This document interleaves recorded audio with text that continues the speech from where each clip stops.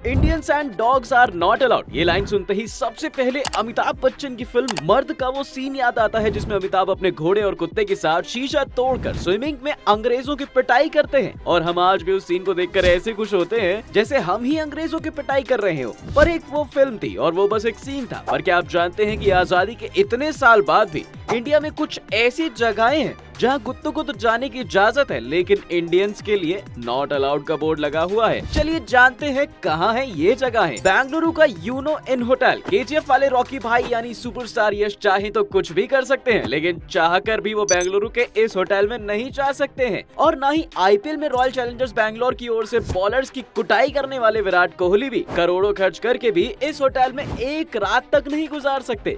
और ऐसा इसलिए है क्योंकि ये दोनों ही सुपरस्टार इंडियंस हैं और इस होटल का नाम है यूनो इन होटल। असल में साल 2012 में जापान की एक कंपनी ने बेंगलोर में इस होटल को बनवाया था। और इस होटल के बारे में कहा जाता है कि इस होटल में सिर्फ जापानियों के जाने की परमिशन थी और उनके अलावा किसी भी और देश के नागरिक को होटल में अंदर जाने की परमिशन नहीं थी। यहाँ तक कि कोई भी इंडियन चाहे तो जितना अमीर हो वो इस होटल में स्टे तक नहीं कर सकता। जिसके बाद इस होटल को लेकर कई बार लोगों ने अपनी नाराजगी जाहिर की थी और एंड में इस होटल को बढ़ती कंट्रोवर्सी को देखते हुए साल 2014 में इस पर ताला लगा दिया गया। आपको क्या लगता है, क्या इस होटल का ये भेदभाव करना सही था? हमें कमेंट करके जरूर बताइएगा। नंबर 2, गोवा का ओनली फॉरेनर्स बीच। इंडिया में रहने वाला हर इंसान अपनी जिंदगी में एक बार गोवा तो जरूर जाना चाहता है और जाए भी क्यों ना, क्योंकि सभी ने गोवा के बीचेस पर सस्ती शराब और विदेशी हसीनाओं के किस्से सुन रखे हैं। पर आपको ये सुनकर हैरानी होगी कि गोवा में एक बीच ऐसा है जहाँ सिर्फ फॉरेनर सिटीजन की ही एंट्री होती है और इंडियंस को घुसने भी नहीं दिया जाता। गोवा के इस बीच का नाम है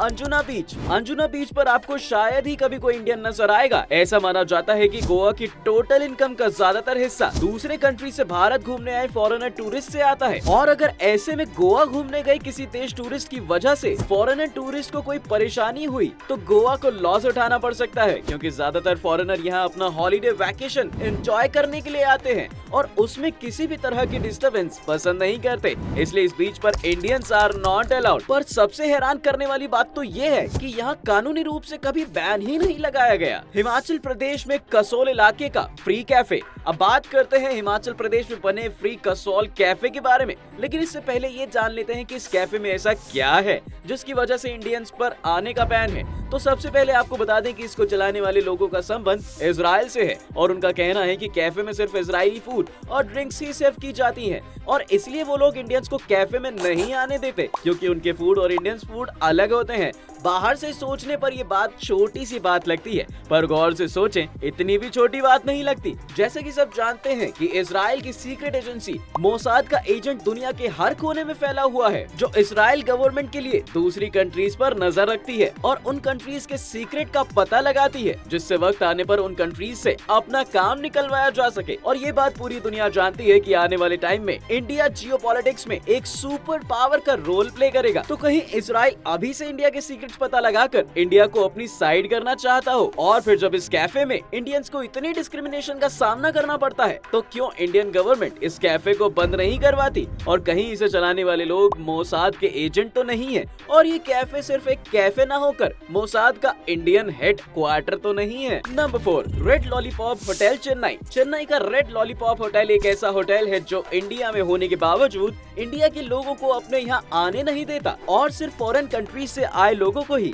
अपने होटल में रुकने की परमिशन देते हैं। और यहाँ तक कि इस होटल में लोगों के पासपोर्ट चेक करके दरवाजे के अंदर एंट्री दी जाती है और अगर कोई इंडियन चाहे भी तो यहाँ स्टे तक नहीं कर सकता और ऐसे करने की कोशिश करने वाले लोगों को दरवाजे से ही पहचान कर वापसी भेज दिया जाता है। इस होटल को चलाने वाले लोगों का मानना है कि इस होटल को और यहाँ की सर्विसेज को फॉरेन कंट्रीज के लोगों के हिसाब से डिजाइन किया गया है और होटल नहीं चाहता कि उसके यहाँ स्टे करने वाले फॉरेनर गेस्ट को किसी भी तरह की कोई प्रॉब्लम फेस करनी पड़े।